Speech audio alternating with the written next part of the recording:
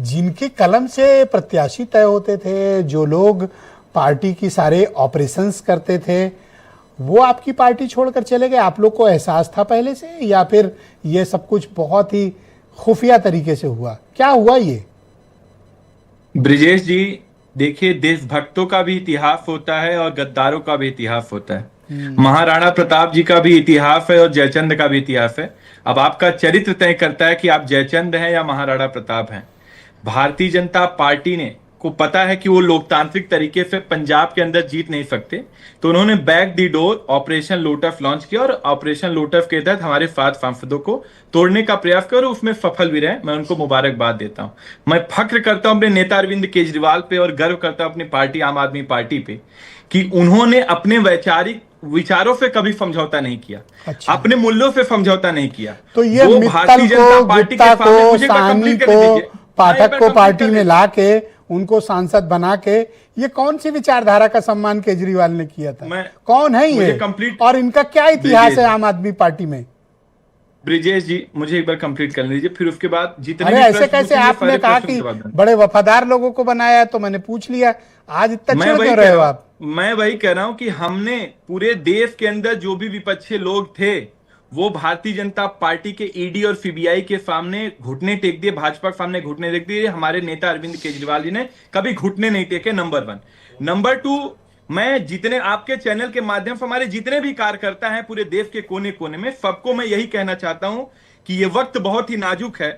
हम पे हमले दर हमले हैं। दुश्मन की चिंता यही है कि हम हर हमले पर संभले हैं और भारतीय जनता पार्टी को लगता है कि हमारे रिजेक्टेड लोगों को, जिनको हमने किनारे लगा दिया था, उनको लेकर के भारतीय जनता पार्टी पंजाब के अंदर चुनाव जीत जाएगी। तो उनकी ये गलतफहमी है। पाठक तो सबसे खास आदमी थे केजरीवाल के। नहीं, मुझे इनको कब किनारे आपने लगा दिया था?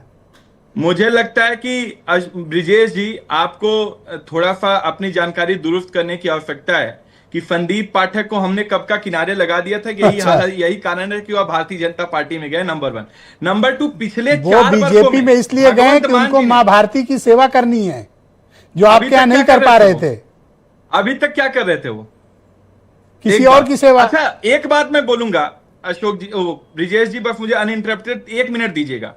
भारतीय जनता पार्टी अभी तक जितने ये सांसद गए हैं, इनको पानी पी पी करके गाली बक रहे थे, उनको चीख चिल्लाते थे। आज वही भाजपाई राघव चड्ढा से लेकर के संदीप पाठक को अपना दामाद बनाने के लिए तैयार है। उनको रेड कार्पेट बिछा करके फूल। अच्छा, बीजेपी तो उनको दामाद बना रही थी, आपने तो दामाद बना के कंधे पे बिठा लिया था।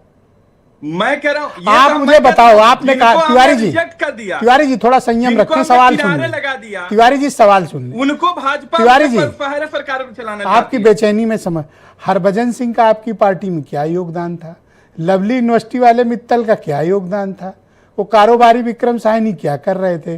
राजेंद्र गुप्ता को कहां से पकड़ के लाए थे? इनका क्या आम आदमी पार्टी में योगदान था?